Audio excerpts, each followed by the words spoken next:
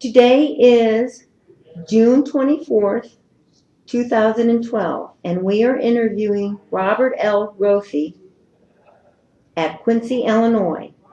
Mr. Rothe was born 6/1/25. My name is Cheryl Walker, and I'll be interviewing. Mr. Rothe, could you state for the record what war and branch of service you were in? World War II in the Army. And what was your rank? When I come out, I was a T5 corporal. Where did you serve? European Theater of Operations. France, Belgium, Germany, all the way through. Do you have a story to tell us? Well, I tell you, I took basic training as an infantry, heavy weapons, and went overseas in June of 43, I guess it was, from New York on the Queen Elizabeth.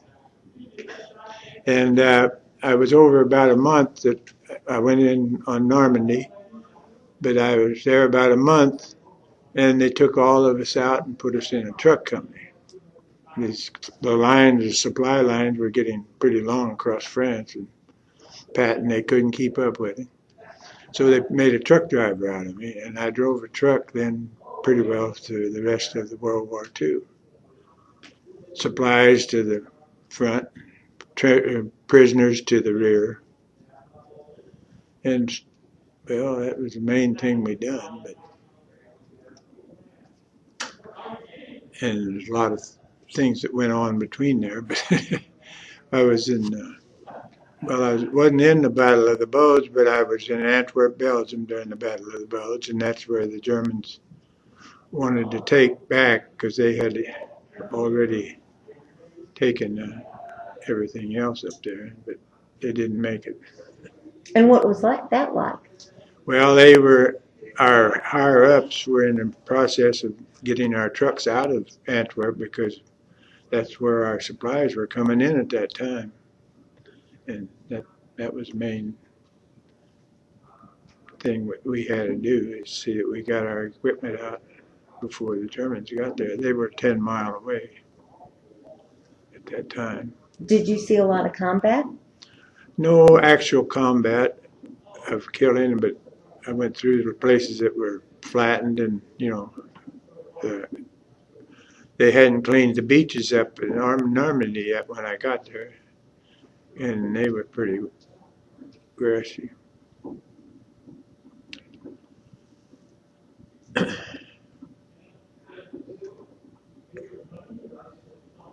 Were you awarded any medals? No, ma'am. No. Well, good conduct, and I was a sharpsman in a rifle, as a rifle man. Yeah. Did you keep a personal diary? No, I didn't. I didn't know whether I'd even come home or not. You said you were in Belgium and Normandy. Where else were you at? Well, when we went on Normandy, like I say, we were there. They were fighting at St. Lo, and that was about 10 miles in. And we were in a casualty replacement depot is what I went in there as for the infantry. But then I got in this truck company. And then as the lines got longer, we were camped up within 30 miles of Paris when it was going to our side. And the Germans were traveling pretty fast back, And then I went into Belgium. We stayed in Brussels, Belgium, and it was a Catholic school convent, and that's where we camped for a month or two. And that was most of it. We trucked from there to the German front. By then, the prisoners pretty well off were getting out of there themselves. But in the first part, we'd load those on the trucks and take them to a camp in the rear. I was in Antwerp, Belgium, and I was also in Le Havre, France, Brest. That's when they had a big fight there. That was Le Havre. But that is the basic things I was in. I never forget too much of them, but I wouldn't want to go back again. But I wouldn't take anything for what I was through, because to come out as good as I did, I thank the Lord every day for my safekeeping. And when I come back home, I married a girl I met while I was on a 14-day extended leave. And when I come back, I got married a year later, and we've been married 65 years. And that would be my life story. I'm 87 years old now. Was it difficult to keep in touch with your family? Well, yes, during the war, it took so long for letters and stuff. When I first got into France, it was, well, I'd say 3 months before I ever got a card or letter for anything from home, because it just didn't travel. And, well, they didn't have communications like they got now. Those guys in service now, they call home and stuff. Oh, we didn't have those. Did you have plenty of supplies? We always had plenty of supplies, eats and stuff. I was quite a big eater then, because I was only 18 years old. And we done good in that respect. And when we hauled rations, sometimes if there was extra on the truck, well, we would sneak a little and keep it in our bags.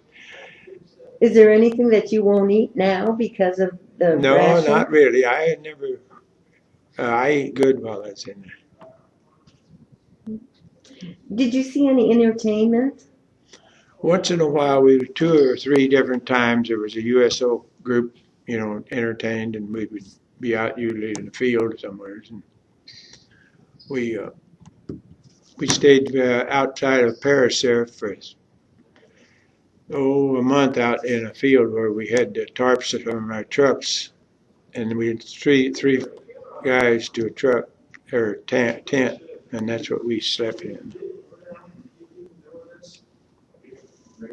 And who was the entertainer?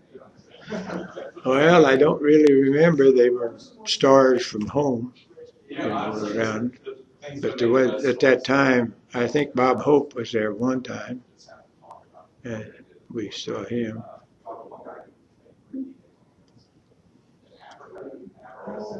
Do you recall any pranks that you did? No, not really.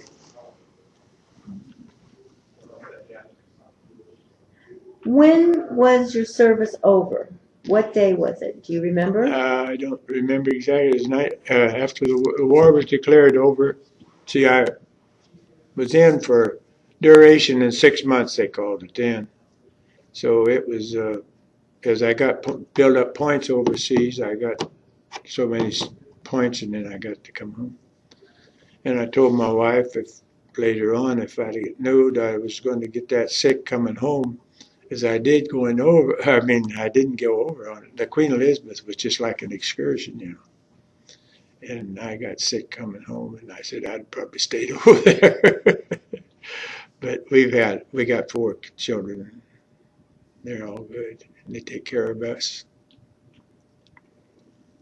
Did you use the GI Bill or anything? No, I didn't. I worked on a training on a Caterpillar tractor, and I got a little money out of that. The employer paid me so much a month for that. That was all. Did you join any veteran organizations? Yes, I belong to the VFW. I'm in there. I'm a 50-year man there. And I did join the Legion first, but I've been with the BFW for lifetime membership. Did you make any close friendships while in the service? Well, what I was doing, they changed it so much. I never really was with like a division or a company, and they would split us up, and we'd go to a different truck company, and then we'd be there for a while, and then maybe it would come home after the war, and we'd go to another, and it was still there. Mm-hmm. Is there anything you'd like to add? No, I don't think so. Well, I guess there's a lot of things I could ask, but it wouldn't. Well, I'm just thankful that I made it. And I got a lot of friends, but I never did keep up with them because I didn't ever. The ones I took basic training with, we all got scattered out and never did get to see them again. I don't know. I did take the mumps when I was in basic training, and I was in the hospital for 3 weeks, I think, and that put me in a different group. And the group that I was training with all got to go in on D-Day. So I don't know. Lord blessed me in that respect, I guess, because I didn't go in on D-Day. And a lot of them I know didn't make it. Thankful. But that's about all I could tell you. Well, I appreciate the time that you spent with me, and I thank you for the time you served our country. Thank you. Yeah, I know when we went on that honor flight, there were so many people I didn't realize, but wherever we got off the plane or anything, it was all there to welcome us and shake hands and thank us. And I didn't know people really cared that much about it because it was a long time ago. We care.